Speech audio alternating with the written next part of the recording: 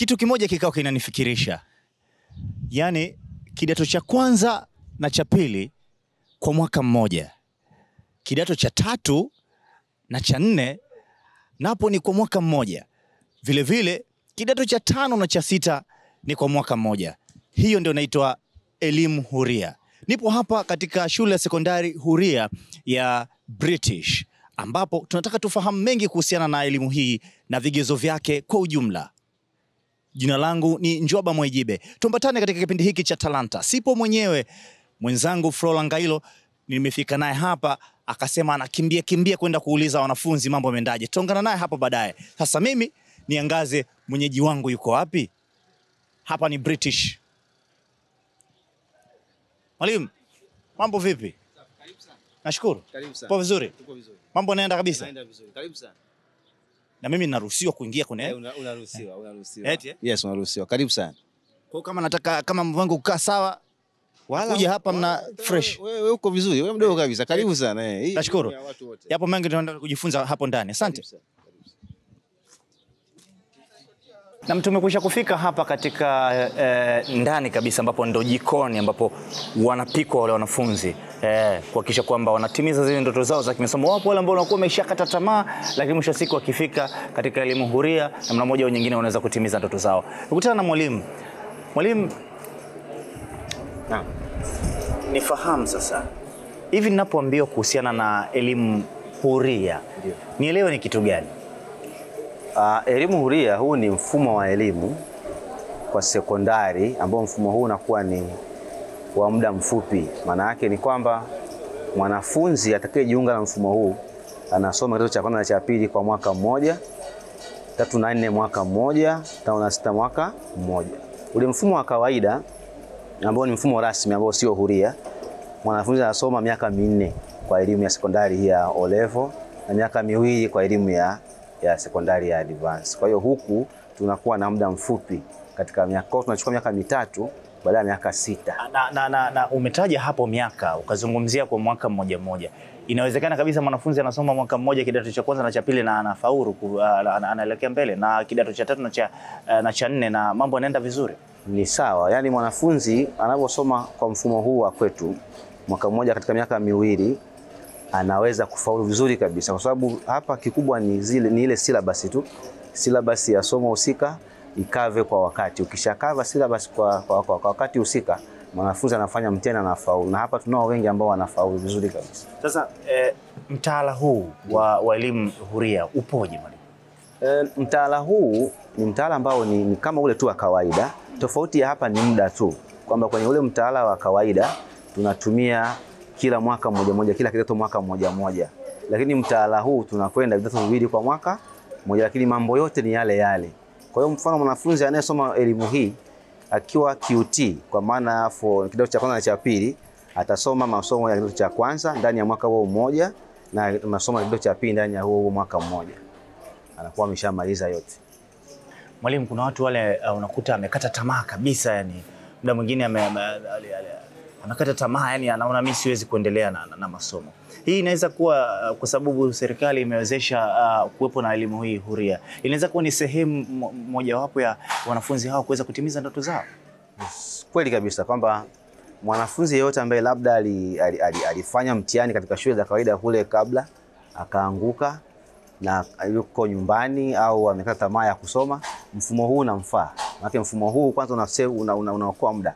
Maana mwanafunzi atakuja hapa atasoma kidato cha kwanza cha pili kwa mwaka mmoja, unaona, baada ya miaka 2, kidato cha 3 na 4 mwaka mmoja, baada ya miaka 2. Kwa hiyo ataokoa muda na atafaulu ndani ya muda mzuri kabisa, ili wote tuweze kutimiza ndoto za kimasomo. Ndio lengo, ni kila mtu apate elimu ya sekondari. Sasa mtu anaweza akawa anajiuliza vigezo na masharti ili kuweza kujiunga na elimu hii ipoje? Kwa sababu kuna mtu anatamani kuweza kuingia shuleni. Vigezo na masharti yapoje? Mfumo huu tunaita mfumo huria, maana yake ni mfumo uko wazi kwa kila mtu. Sawa, lakini kigezo kimoja kikubwa hapa, at least umri uanze miaka 18 ndio mtu anaweza kuingia hapa. Lakini pia kuna wale ambao labda alihitimu shule ya msingi, bahati mbaya hakuweza kufaulu kuendelea na elimu ya sekondari ya kawaida. Mfumo huu pia unaweza kumchukua japo hajafikia miaka 18. Kwa kuwa amefanya mtihani wa saa 7 hakufanya vizuri, anaweza kaingia mfumo huu mbadala akasoma masomo ya sekondari na akafaulu vizuri. Na wapo wengi wanatimiza ndoto zao kupitia mfumo huu. Wengi sana.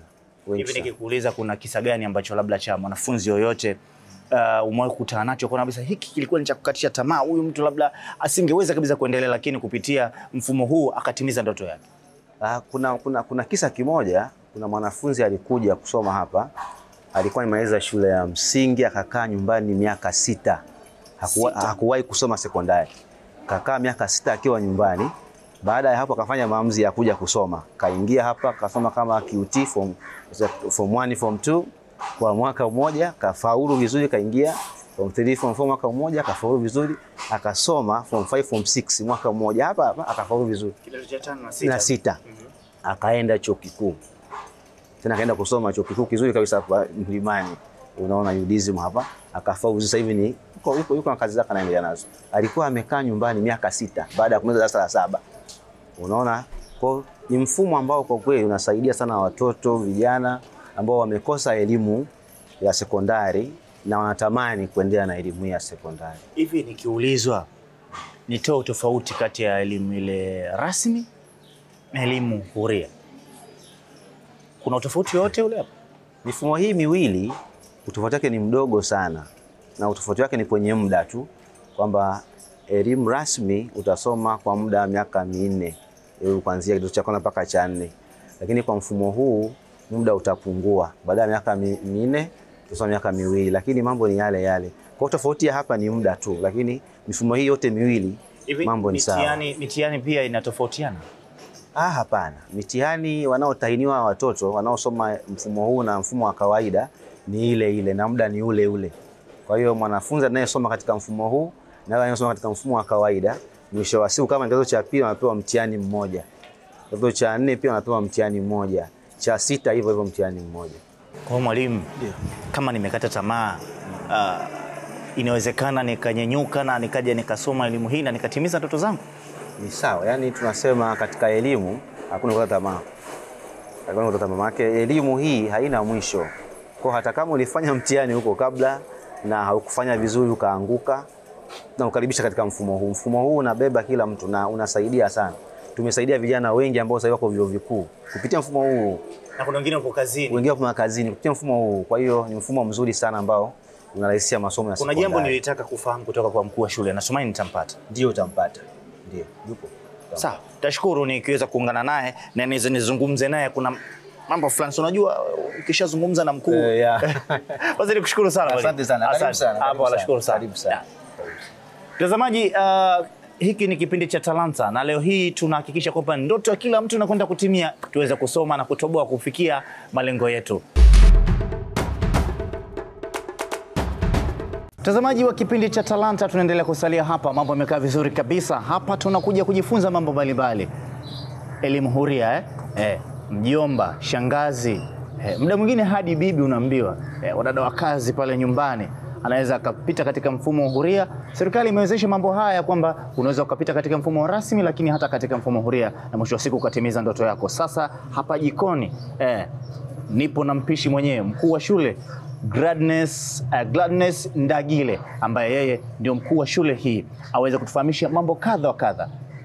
Madam, Yes. Nimefurahi kwanza kufika hapa. Karibuni. Wewe ndio mkuu wa shule? Yes. Inawezekana kabisa? Inawezekana. Mbona mdogo fulani? Amna, tuangalie umri hapa, tunaangalia sheria na kanuni za shule zitimizwe basi. Kija kabisa baba na ndevu hivi na huyu ndio mkuu wa shule. Yes. Na anafuata utaratibu. Yes, anafuata utaratibu. Na mwisho wa siku anatimiza ndoto. Yes, kila kitu kimeandikwa. Kwa hiyo anaishi kulingana na sheria za shule, sio umri wa mtu. Sio umri wa mtu. Yes. Basi vizuri. Mimi nataka unifahamishe jambo moja. Sasa nitaka nifahamu hivi mwitikio wa wanafunzi katika elimu hii huria upoje? Okay, awali ya yote kwanza napenda kuishukuru serikali chini ya Wizara ya Elimu kwa kuruhusu kuwapo na mfumo huu wa elimu huria, kwa sababu ni mfumo ambao unamwezesha kila mtu kutimiza ndoto zake. Haijalishi amekwama wapi, haijalishi ana tatizo wapi, haijalishi alishindwa wapi, lakini anaweza kutimiza ndoto zake. Hivyo mwitikio ni mzuri na watu wengi wamekuwa wakitimiza ndoto zao kupitia mfumo huu wa elimu huria. Kwa hiyo hata yule ambaye alikwama awali, alishindwa kutimiza ndoto zake, au alikuwa anahitaji kutimiza ndoto kupitia elimu akashindwa kwa namna moja ama nyingine, kupitia mfumo huu wa elimu huria, basi anaweza kufikia malengo yake na kutimiza ndoto zake. Kutimiza ndoto zake. Ndio. Maana hapo unasisitiza kweli kweli. Na inawezekana kabisa, si ndio? Sasa mwalimu, hivi kuna ukomo wa mtu kuweza kwamba nikishafanya hivi yani hapa sasa umefikia mwisho? Hapana. Hii elimu huria haina ukomo kabisa. Ni mtu yoyote anaweza akajiunga na anaweza akasoma. So haijalishi lika, umri, haijalishi huyu mtu ana majukumu gani. Elimu hii ni huria, kama ilivyo neno huria, ni ya kila mtu, anaweza akaisoma na akaipata. Ninapokuwa nikijiuliza kwamba kidato cha kwanza kutoka katika labda hizi shule huria pamoja na kidato cha pili au na kidato cha 3 na cha 4, kuna mitihani ya kupimwa hapa. Kidato cha pili na kidato cha 4. Mitihani yao inafanana au wa huku kwa sababu ni huria mitihani yao ni tofauti? Okay. Awali kulikuwa na mtihani wa QT ambao walikuwa wanauita qualifying test, ambao ulikuwa unafanywa na wanafunzi wa kidato cha pili kwa mfumo huu huria. Ule ulikuwa ni tofauti na mitihani ambayo walikuwa wakifanya wanafunzi wa form 2 wa elimu ya sekondari ya kawaida, nikimaanisha formal school. Lakini kuanzia mwaka jana 2024 serikali ilibadilisha baada ya kuona wanafunzi wengi japo ya kupata nafasi ya kusoma mfumo huu wa elimu huria walikuwa wanashindwa kuendelea mbele kwa sababu ya nature ya ule mtihani. Kwa hiyo kuanzia mwaka 2024 Wizara ya Elimu imebadilisha saizi mtihani ambao atafanya mwanafunzi wa kidato cha pili aliyopo katika mfumo huu wa elimu huria ni sawa sawa na ule mtihani ambao anafanya mwanafunzi wa kidato cha pili aliyopo katika shule za kawaida. Hivi kabisa unasoma na unatoboa yani kabisa? Yes, unasoma, unaelewa na unafanya vizuri kabisa. Na huenda wanafunzi wetu wa mfumo huu wanafanya vizuri zaidi. Taratibu.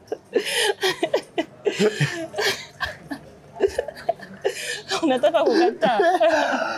Mimi nitaka nifahamu jambo moja. Sasa kwa wale kuna kipindi niliwahi kupata simulizi hadithi kidogo kwamba kuna mtu anaweza kuwa anafanya kazi lakini anasoma.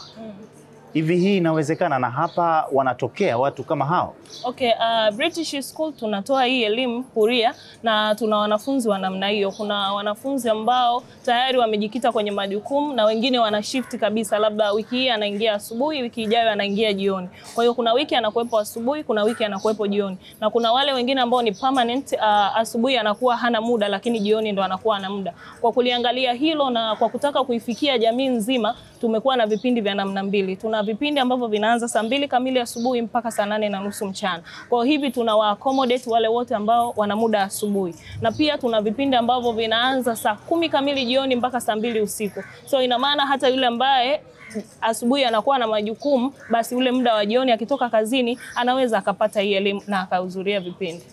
Kuna jambo moja nitaka nifahamu. Kuna muda mwingine tunapata wasaidizi wa nyumbani, wa kazi hapa na pale, lakini alikuwa na ndoto ya kimasomo, wengine wamekatishwa tamaa. Inawezekana watu kama hawa pia wakaja wakasoma, mwisho wa siku wakafikia ndoto zao? Sababu kuna watu wengine wanakatishwa tamaa kabisa. Yes, na actually tunapokea wanafunzi wa namna hiyo ambao wanajishughulisha na kazi za nyumbani, lakini bosi wake anatamani hata watoto wake waendelee walelewe na mtu ambaye tayari ana elimu. Maana pia hata kulea watoto, maana tunasema mtoto anaanza kukua akiwa na miaka 0 mpaka miaka 6 pale. Sasa actually ukimwachia mtu ambaye hana elimu kidogo, hata kwenye malezi yake inakuwa changamoto. Kwa hiyo pia hata jamii imetanuka au imepanuka kiakili, wale wanafunzi au wale wadadakazi au wasaidizi wa nyumbani wamekuwa wakiletwa shuleni ili wapate elimu na waweze kuwalea wale watoto katika malezi mazuri. Mimi kukuita mkuu wa shule kama mpaka natetemeka yani, naitwa principal, si ndio? Yes. Sasa nataka tufahamu jambo moja. Ndio. Na mjomba, shangazi, muda mwingine bibi, nataka kurudi shule. Anataka kurudi shule.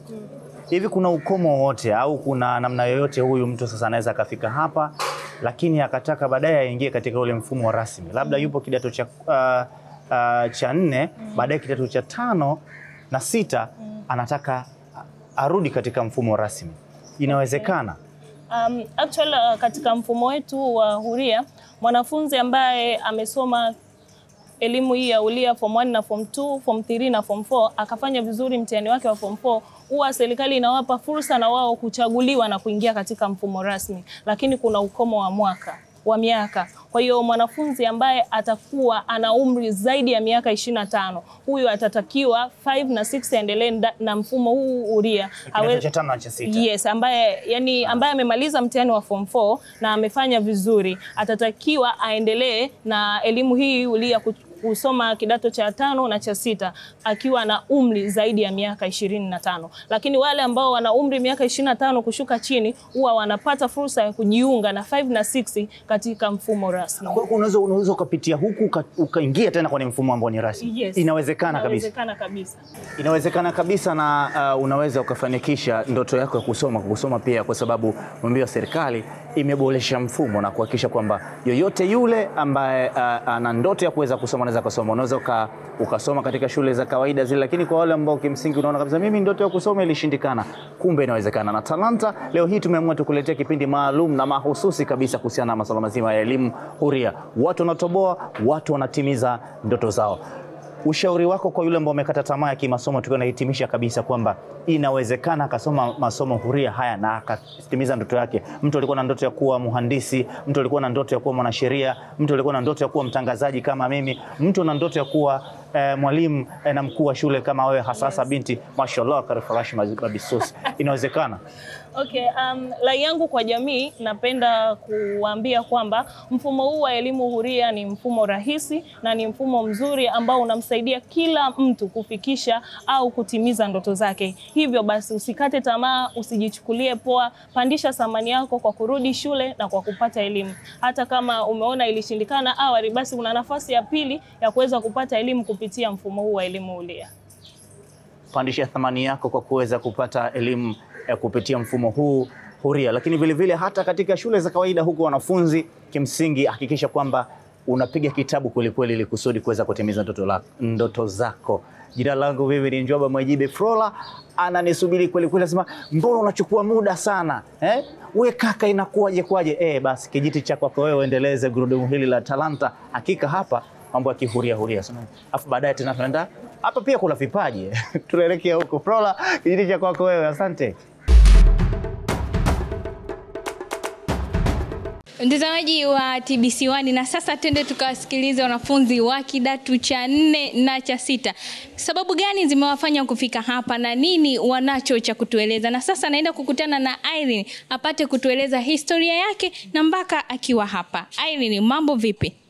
Poa. Mzima? Kwa mzima. Ilikuwaje mpaka ukafikia hapa? Mimi mpaka kufika hapa British ni baada ya matokeo yangu kutokuyaelewa, na ndio maana nikaamua kuja British kuja kuendelea tena na masomo yangu. Matokeo kutoyaelewa, hukulizika na matokeo ambayo uliyapata au ulifeli kabisa? Sikulizika na matokeo ambayo niliyapata, kwa sababu yani niseme tu kwamba nilifeli. Hongera kwa kutokata tamaa. Asante. Kitu gani kilikusukuma kuomba au kujiunga na shule hii? Kitu ambacho mimi kinisukuma kujiunga na shule hii ni kwamba nilitamani kuendelea na nifike mahali ambapo nataka niwe. Yani kumaanisha kwamba mtu ambaye nataka niwe. Yes.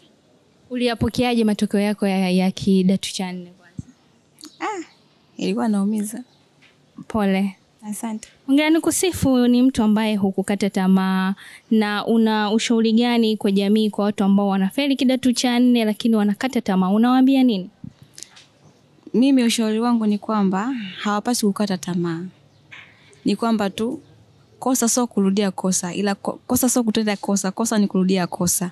Kwa hiyo mimi nawashauri tu ni kwamba waendelee na masomo yao ili waweze kufikia zile ndoto ambazo walitamani kuwa nazo. Unajiona wapi miaka 5 ijayo? Najiona mbali. Unajiona wapi? Una ndoto gani? Mimi napenda kuwa engineer. Engineering. Hongera sana. Asante. Irene anakuambia kufanya kosa sio kosa, kurudia kosa ndio kosa. Sasa tunaenda kuungana na mwanafunzi mwingine, Joakim hapa, naye atapata kutueleza historia yake, kilichomfanya mpaka kufika hapa. Ni watu ambao wamepambana na hawakukata tamaa na mpaka leo wako hapa. Joakim, mambo vipi? Poa. Mzima?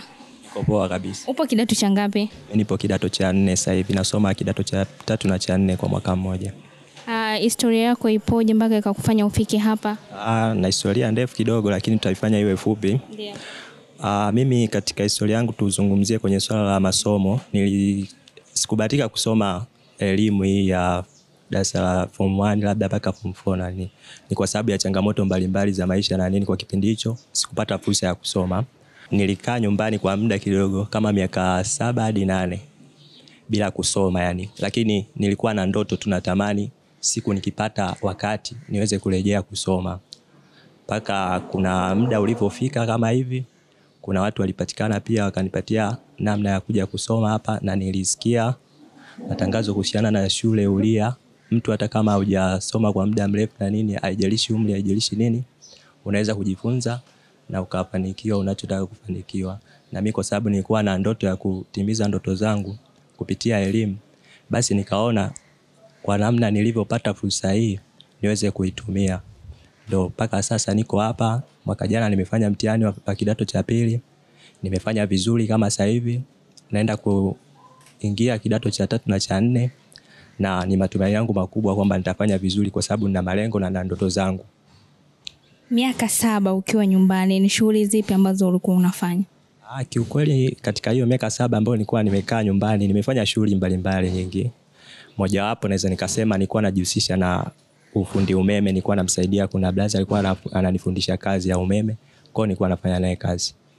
Ni kitu gani ambacho kilikusukuma na kurudi shuleni? Kitu kilichonisukuma kurudi shuleni, hichi kitu ni kitu nilichokuwa nacho mimi mwenyewe ndani yangu, kwa sababu zio zinifanya mimi nisisome ni sababu za nyingine tu za kimaslahi na nini, ambazo kwa kipindi hicho nilikuwa sikuweza kupata nafasi ya kusoma kwa sababu hiyo.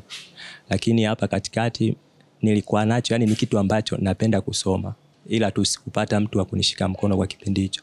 Kwa hiyo ni kitu ambacho nilichukua nacho tu, ni kama ndoto yangu. Ndio maana imekuwa rahisi hata mimi nilivyopata fursa haijawa vigumu, nimekuja kusoma. Unajiona wapi? Kiukweli mimi najiona mbali sana, na yani nina matarajio mengi makubwa sana.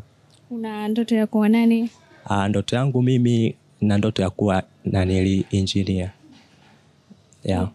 Na ni kitu gani unawashauri vijana wengi wakishaferi masomo ya kidato cha 4 wanakaa nyumbani, na wengine hawana elimu kabisa wanakaa nyumbani? Una nini cha kuwaambia? Mimi nawashauri watu wote ambao wamekata tamaa, labda wanaamini kwamba haiwezekani kusoma au inawezekanaje kusoma masomo ya miaka 4 labda kwa miaka 2 form 1 na form ngapi ukamaliza.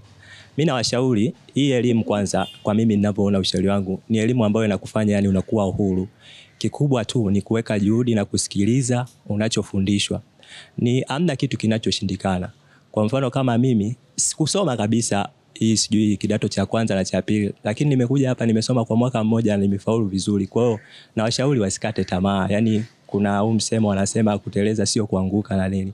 Kama za matokeo yalikuwa mabaya, unaweza ukarudi na ukatimiza ndoto zako. Ni wewe mwenyewe tu kufocus na nini. Miaka 7 nyumbani na ukaja shule, kuna changamoto gani ambayo uliopitia baada ya kufika shule? Mwanzo kidogo nilipata changamoto kwa sababu ufundishaji ni lugha tunatumia ya Kiingereza isipokuwa somo moja ya Kiswahili, lakini nilikubali kujifunza. Kuna baadhi ya wanafunzi wenzangu pia tumekutana nao, kwa sababu ni elimu Huria, unakutana na wanafunzi mbalimbali, wengine walisoma shule wanauelewa, ila kuna namna labda kulizika na matokeo yake, unaona? Au kuna mwingine pia alisoma shule nzuri anaelewa Kiingereza.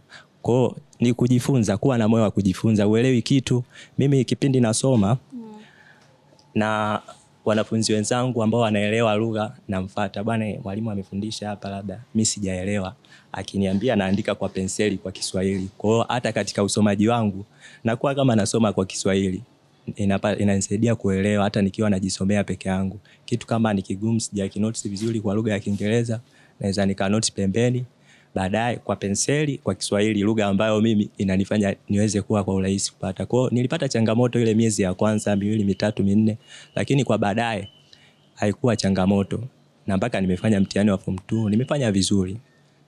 Hongera sana. Asante. Mtazamaji wa TBC1, mtazamaji wa Talanta, hakuna kitu kisichowezekana, na hatutakiwi kukata tamaa katika kila kitu tunachopitia katika maisha ambayo tunayapitia. Joakim tumepata kusikia historia yake, amekaa miaka 7 nyumbani lakini hakukata tamaa, akaja shuleni na sasa anaendelea na masomo.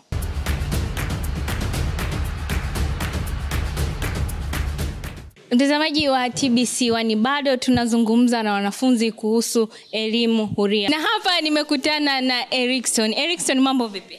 Fresh. Upo kidato cha ngapi? Kidato cha 6. Imekuwaje mpaka ukafika hapa? Kufika hapa ni kutokana na changamoto za kimaisha. Sikuweza kumaliza elimu yangu ya sekondari, yani kidato cha 4 huko nilipokuwa, na nilifikia katikati, niliishia katikati, hivyo nikatafuta alternative way ambayo inaweza kanisaidia kuweza kumaliza elimu yangu. Na katika pitapita zangu mtaani kuna mambo mengi, watu pia hawakunyimi vitu vizuri.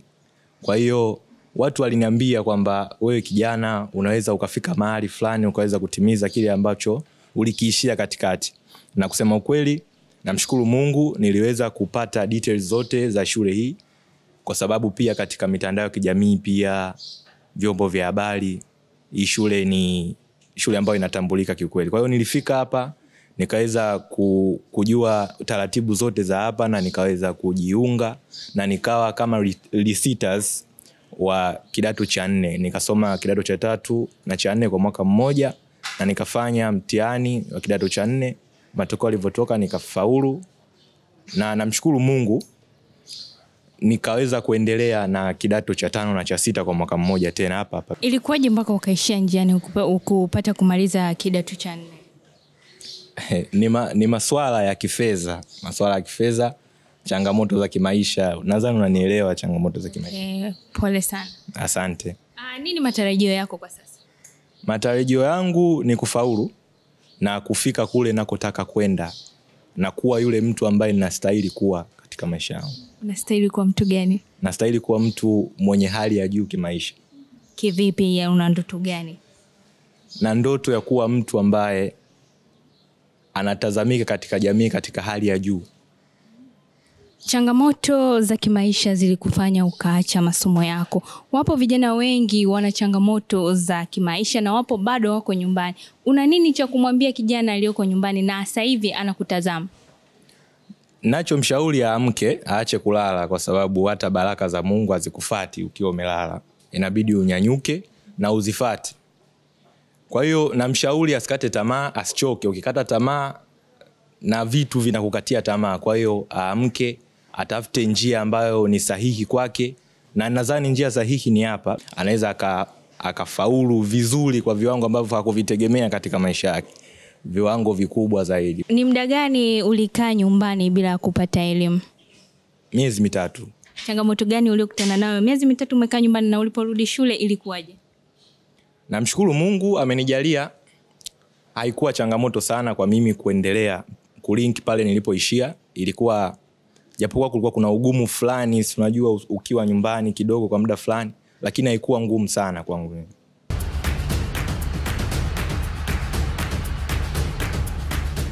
Mtazamaji wa Talanta, mtazamaji wa TBC1 ulioko nyumbani wakati huu, mzazi muhitimu ambaye unasubiri matokeo yako ya kidato cha 4. Inawezekana ukateleza, lakini kumbuka hakuna jambo linaloshindikana. Unaweza ukarudia mtihani wako wa kidato cha 4 na ukafanya vizuri. Bado tupo katika shule huria, tunaendelea kuzungumza na wanafunzi mbalimbali kuhusu masuala mbalimbali kuhusiana na hii elimu. Na hapa nimekutana na Angel, yeye atatueleza ni sababu gani zilizomfanya kufika hapa. Angel, mambo vipi? Poa. Sababu gani zilizokufanya kufika hapa? Cha kwanza nilijua nini maana ya elimu, kikanifanya nifike hapa. Maana nilisoma kidato cha kwanza mpaka cha 4, ambapo nilipofika kidato cha 4 sikufanya vizuri. Ilinilazimu nikae nyumbani kwa miaka 2 bila kufanya kitu chochote. Pale ambapo nilisikia matangazo mbalimbali kuhusu British School na kuweza kufika mpaka hapa, kuifuatilia, kupata maelekezo na kwenda kuambia wazazi. Niliongea na wazazi nikiwahusia kuwa nahitaji kusoma. Kweli walinisikiliza, nikaja British School kurisiti mtihani wangu wa kidato cha 4. Namshukuru Mungu, nilisoma kidato cha 3 na cha 4 kwa mwaka mmoja, nikafaulu vizuri. Na sasa nipo kidato cha 6. Nini matarajio yako? Matarajio yangu niwe mtu mkubwa, mfanyabiashara mkubwa, mwenye hela zangu. Hivyo. Ni kitu gani kilikuchukua ugumu? Umekaa nyumbani miaka 2. Kitu gani kilikuchukua ugumu ulipofika shuleni kuanza masomo yako upya? Kumbukumbu. Miaka 2 mingi sisomi, siandiki, sifanyi chochote. Mwalimu upo mbele anafundisha. Yaani inabidi ni concentrate sana, nijue yani kitu hiki maanake ukifika hapa ni kuna vitu vya form 2 vya nyuma ambapo nilivisahau vyote. Inabidi ukae na mwalimu hivi umsikilize vizuri kwa makini, na namshukuru Mungu niliweza. Una wito gani kwa wanawake, kwa wanafunzi ambao wakiteleza tu wanakata tamaa? Nawaambia wasikate tamaa. Wasimame, wajikumute, waendelee mbele. Hamna kitu kinachoshindikana. Ndani ya miaka 4 uliokaa shule ya sekondari ulipata kutofanya vizuri, lakini imekuja ndani ya miaka 2 na ukafanya vizuri. Ni kitu gani ambacho kilitokea? Cha kwanza, uzembe wangu binafsi. Cha pili, uhusiano wangu mimi na walimu. Shule niliyotoka sikuwa na uhusiano ya kwamba sijamuelewa mwalimu darasani naenda namfuata ofisini. Hapana. Sijaelewa naenda nyumbani. Kutoelewana na mwalimu pia kumbe inapelekea kutofaulu vizuri. Kutoelewana nasema hivi, like yani kuwa na mahusiano yale benefit kwamba sijamuelewa mwalimu namfuata mwalimu namuuliza swali. Ameacha kazi, ufanye upeleke. Hivyo. Nilikuwa sifanyi vitu hivyo. Kipi umejifunza baada ya kuteleza kidato cha 4? Nimejifunza cha kwanza, wanafunzi tuwe wajasiri. Ujasiri ni kitu cha muhimu sana. Kila jambo linahitaji ujasiri. Ulifeli, kuwa jasiri kwamba mimi ninaweza. Ninaweza na najua ndoto zangu zitatimia. Una ndoto gani baada ya kumaliza masomo yako katika hii elimu huria? Ndoto yangu ni kujiunga na vyuo vikuu hapa na kwenda kusomea business administration. Unapenda sana mambo ya biashara? Ndio. Unataka kuwa mfanya biashara? Sana. Hongera sana.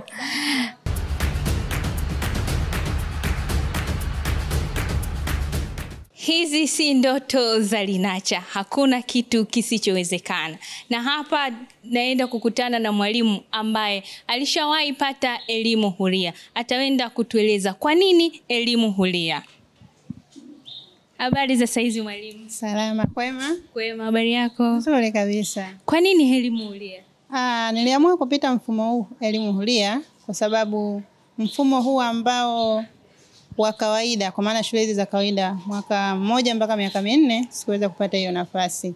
Kwa sababu baada ya kumaliza darasa la 7 changamoto zilitokea za kifamilia, kwa hiyo sikuweza kuendelea. Kabidi niingie tu mtaani kufanya mambo yangu mengine. Baadaye katika pitapita nikasikia elimu huria kwamba wanatoa elimu kwa wale watu ambao walishindwa au walikosa nafasi katika mfumo ambao ni rasmi. Kwa hiyo nikaanza kusoma QT mwaka 1 kwa maana form 1 na form 2 nikamaliza, nikaja form 3 na form 4 kwa mwaka 1 nikamaliza, nikaja 5 na 6 kwa mwaka 1 nikamaliza, nikafaulu, nikaenda chuo. Na kwa kuwa ndoto yangu ilikuwa ni kuwa mwalimu kwa miaka mingi, basi nikasema hakika sasa naenda kufanyia kazi ndoto yangu. Na kweli nikachaguliwa chuo kikuu cha Dar es Salaam tawi la Duse kule ambako ni taifa.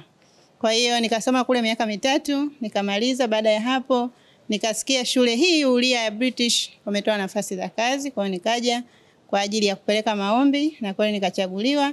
Na sasa niko hapa naendelea kutoa huduma kuwasaidia wale ambao pia hawakupata mfumo rasmi kama ambavyo mimi nilikosa hapo awali. Umewezaje? Niliweza kwa sababu kwanza nilikuwa na nia, lakini pia nilikuwa na kiu ya kusoma, ila ni mazingira tu yalinifanya nisisome. Lakini ukiachana na hilo kwamba ile kanifanya nipende sana shule. Kwa hiyo walimu wakanisaidia. Ingawa mwanzoni ni ngumu, kumbuka umemaliza la 7 hujawahi kusoma mfumo rasmi, alafu unakuja unakutana na vitu vya Kiingereza, unajua mfumo wetu wa elimu ni Kiswahili tu ndio tunaongea.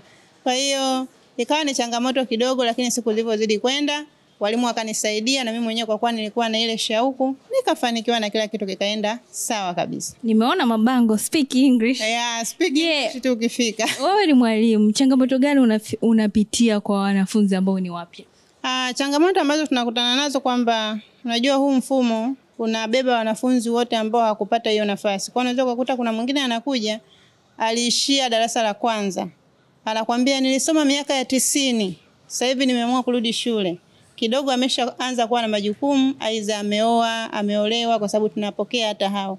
Kwa hiyo mtu huyu akija ukienda naye haraka anaweza asikuelewe. Kwa hiyo unakuta unaenda naye mdogo mdogo, changamoto nimeelewa, sijaelewa. Kwa hiyo changamoto ambazo tunakutana nazo ni kwamba wanakuwa uelewa wao lazima uende nao kidogo kidogo. Kwa hiyo ukiwa na ile haraka huwezi ukawasaidia. Kwa hiyo changamoto ambazo tunakutana nayo kwa sehemu kubwa ni hiyo, lakini lugha pia inawasumbua. Lakini kwa kuwa hapa kwetu tunatumia lugha ya Kiingereza inawasaidia, na baadaye wanafanya vizuri kutokana na kozi ya Kiingereza ambayo pia tunaitoa bure baada ya wao kufika hapa kama wanafunzi. Kuna wanafunzi ambao wanatarajia kupokea matokeo yao, wapo ambao watateleza. Una nini cha kuambia? Ambacho naweza nikawashauri, ikitokea labda matokeo yamekuja tofauti na vile ambavyo amefikiria, asikate tamaa, kwa sababu tunaambiwa haya maisha ni mapambano. Kwa kama matokeo yamekuja tofauti na vile ulivyokusudia, arudi kupita huu mfumo huria, utamsaidia aweze kutimiza ndoto zake na baadaye akawa mtu mkubwa ambavyo vile alilenga awe. Mtazamaji wa TBC1, hapa tulikuwa tunazungumza na mwalimu ambaye ni mnufaika wa elimu huria. Na sasa tunaelekea mafunzo kwa vitendo. Nitakutana na mwenzangu kijana machachari Njoba Maijibe. Na mtazamaji, imekuwa ni furaha furifuri kuwepo hapa. Hakika ni jambo jema sana. Asante sana Frola. Nimesikiliza mengi ambayo kimsingi yamenigusa mpaka kwenye mtima. Kweli unaweza kutokea ukakata tamaa, lakini mwisho wa siku ukapambana, alafu mwisho wa siku ukajikuta umetoboa. Inawezekana kweli kweli. Sasa wewe ambao kimsingi unaona kama vile haiwezekani, umekata tamaa, mwisho wa siku unajikuta kumbe umeua ndoto yako na kila kitu kinawezekana. Hii ni Talanta ya TBC. Tuendelee hatua kwa hatua hapa katika shule huria, si tu katika kujenga hoja na kuweza kutunyinyua zile ndoto zetu, bali wapo vizuri pia katika masuala mazima ya mafunzo kwa vitendo. Unafahamu hapa ndipo tutapata wakemio, baadaye tutapata madaktari, lakini vile vile sio tu madaktari, hata watangazaji kama mimi Njoba Mwajibe. Unaona inapendeza. Basi nimekutana hapa na bidada akiwepo maabara, aweze kutufahamisha ni kitu gani anakwenda kutengeneza ili uwepo nyumbani ujifunze. Hao watu wanajua bana. Hivyo wanakufahamu kama biolojia nani vile? Kwa majina anaitwa Priska Augusti Mamgutu, ni mwanafunzi wa kidato cha 4. Kwa hiyo ndoto yako baadaye ni kuwa nani? Mkemia. Mkemia. Kwa hiyo wanamuita pale nienda kwa Mkemia Mgutu pale. Yes. Hapo miwani unaniangalizia chini tu hivi hapa unakuwa uelewi yani. Unacheza na kemia tu muda wote, sio? Of course. Unacheza na kemikali muda wote. Ndio. Sasa leo umetuandalia kitu gani kizuri ambapo mtazamaji anataka kufahamu hapa?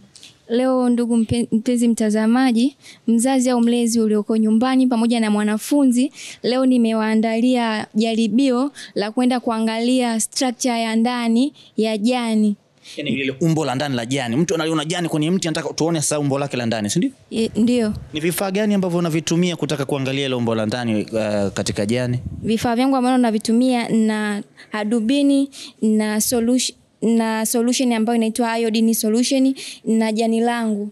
Pia na watch glass na slide pamoja na white tiles. Ndio vifaa vyangu ambavyo nitavitumia leo. Hivi ni vifaa vipo, ukisikia mambo ya slide, mambo ya white tiles, au ni mambo ya maabara sasa? Okay, hatua ya kwanza ambayo naenda kuifanya, nashika jani langu na hapa na wembe. Naenda kutoa wembe wangu. Angalia sasa usinikate. Na huu wembe ninapoenda kuutoa, naangalia sehemu ambayo ina ncha. Kwa hiyo sitaki kushika sehemu ambayo ina ncha, na utoa taratibu kabisa. Baada ya hapo nachukua jani langu na alikata katika umbo la mraba. Na alikata jani langu kama ifuatavyo.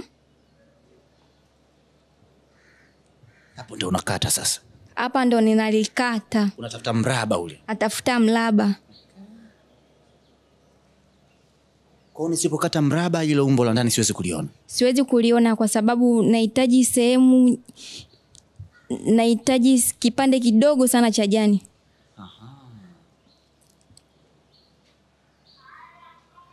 Na unapokata unatakiwa unakuwa makini. Na unakuwa makini ili usije ukajikata. Ili ndio umbo langu ambao nimelipata. Baada ya hapa bado naendelea kulikata ili jani langu kwenye kipande kidogo sana. nakata jani langu. Mkono unatetemeka. Ndio unakata hapo sasa. Hapa ndo nakata jani langu.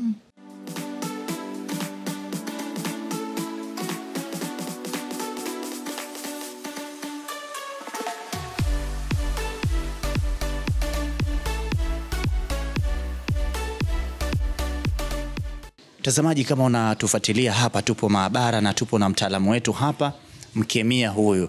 Wa baadaye hapo akiona tuendelea, tunataka tuangalie umbo la ndani la jani limekaaje, na hatua anaweza kwenda kuzifanya. Hatua inayofuata ni ipi? Hatua inayofuata baada ya kupata kipande kidogo cha jani, nachukua iodine solution. Na hiyo sasa, hiyo ni kemikali. Hii ni kemikali ambayo naweka juu ya kipande changu cha jani. Utaki kuonja? Hapana, uruhusiwi. Nakaa kama sekunde 30, nachukua pamba. Hizi zitu pamba tunazolima sisi au zipo za kitaalamu? Hizi ni pamba ambazo unaweza kupata hospitali. Lakini ni hizi ambazo tunalima sisi. Naenda nakausha kipande changu cha jani kuondoa hii chemical ya iodine ambayo uliweka pale sasa. Ambayo niliweka hapo mwanzo. Na kikausha vizuri kabisa.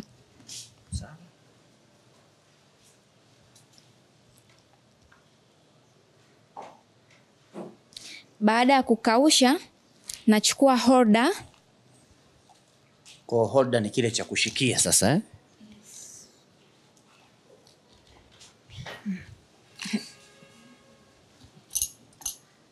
Nachukua holder yangu, nachukua kipande changu cha jani.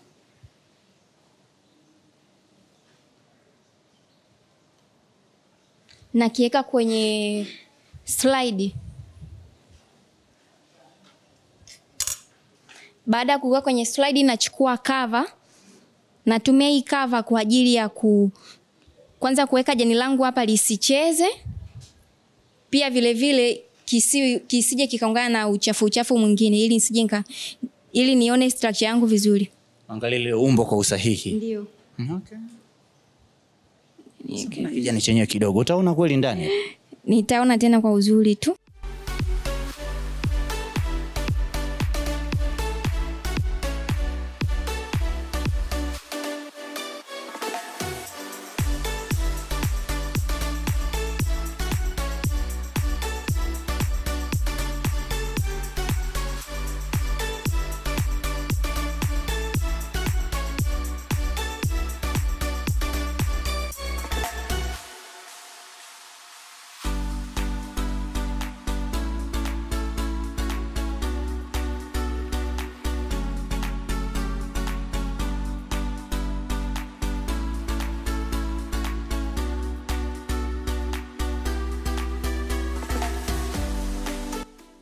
Naenda sasa kutumia lens iliyoko hapa juu kwenda kuangalia kwamba nini kilichopo ndani ya hili jani. Naenda kutegesha jicho langu hapa. Hapa kwenye darubini, na hii pati inaitwa fine adjustment knob na hii inaitwa coarse adjustment knob. Kazi ya hii ni kuniongezea mwanga uwe mkubwa au mdogo, na kazi ya hii ni kupandisha lens aidha iende juu au chini. Kwa naenda kuangalia jani langu.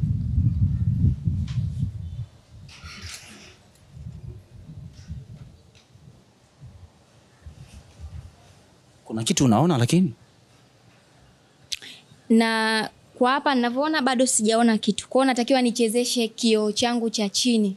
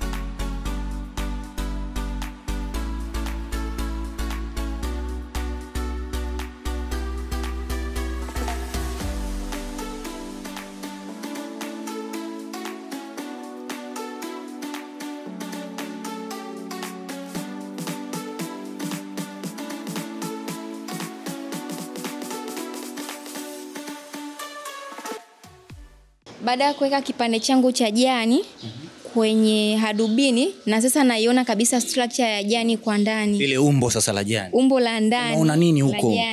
Kwa sasa hivi vinaonekana kabisa, vinaonekana? Ndio. Ukiangalia hapo unaona nini? Naona kuna stomata tena zikiwa zimejaa maji. Kuna mesophyll cell naziona na structure nyingine za ndani. Nikiangalia hapo mimi mwenyewe ninaona. Ndio. Sogea kidogo pembeni. Sitaki kugusa wapi? Usiguse hapo, unaweza ukashika hapa. Hapo kidogo. Ile sasa hii naweza hata nikafanya hivi kidogo.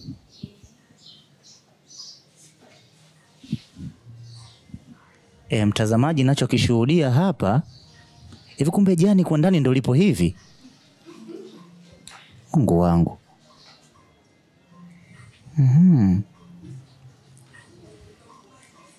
Kwa hiyo sasa narudi huko ndio. Mpaka nimepoteza material. Hilo swali. Katika funzo hili tumeona umbo la ndani la jani na unaona kabisa ule uumbaji halisi. Na hii natumai itakuwa inawawezesha wanafunzi hata katika kujibia mitihani yao mbalimbali ambao kimsingi wanakuwa wanaletewa kwa ajili ya kujipima. Lakini hata wa kemia nafahamu mambo haya yanaweza kuwa yanatumika, labda jani fulani inaweza kutumika kutengeneza dawa fulani. Sasa inabidi tuangalie umbo lake nilikoje, lina siri gani mule ndani na vitu gani vingine. Sasa nataka tufahamu kemia, jaribio hili wewe kama mtaalamu linasaidia nini hasa?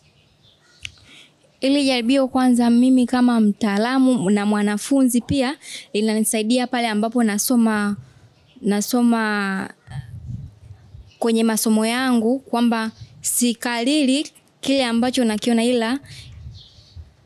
ila navuta picha na kile ambacho nimekiona wakati nafanya hili jaribio. Pia vile vile inatusaidia kujua kwamba process ambazo zinafanyika kwenye jani, je, zinatokea mahala gani, kwa kujua structure ya ndani ya jani. Okay.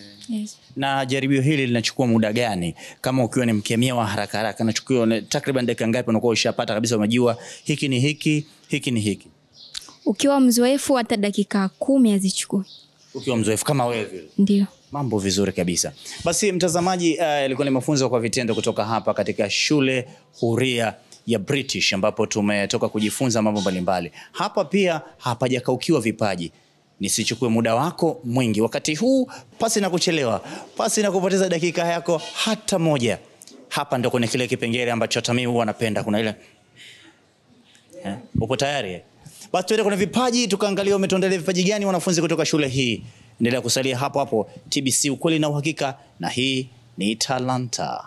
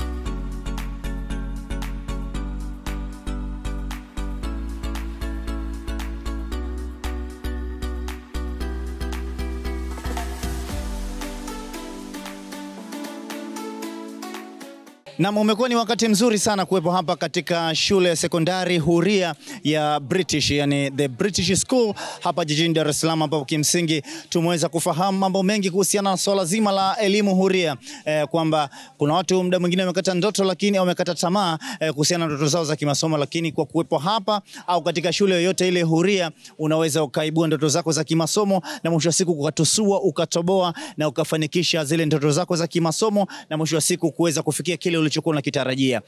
Kwa niaba ya timu nzima ambayo kimsingi imefanikisha kipindi hiki, sisi hatuna ziada kutoka hapa. Jina langu ni Njoba Mwejibe.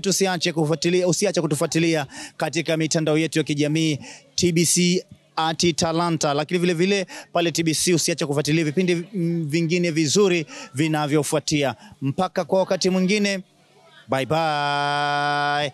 Mimi naungana na wanafunzi, tunakwenda nyumbani muda ndo huu jamani tunaondoka si ndio? Haya, twendeni sasa. Tunaenda au sisi? Ndio tunatoka hivyo.